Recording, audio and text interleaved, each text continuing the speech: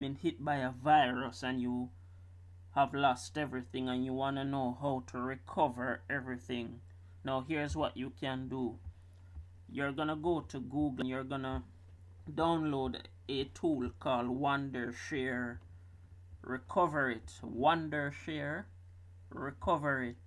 Right, and you're gonna install it on your computer, and then this is what's gonna come up when you run the program.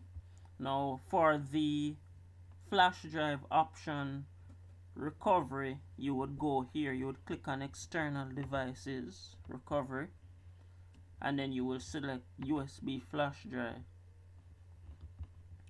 You go to next. By the way, you would have to plug in a thumb drive that the thumb drive that actually had the data on it. I don't have any plugged in right now, but this is basically the process. And then from there you would select, and it's free by the way, you would actually select the files that you want to recover on the left hand side, and then you just recover them, and basically that's it. Right, there's nothing difficult in that. So I will see you in the next video. Feel free to subscribe.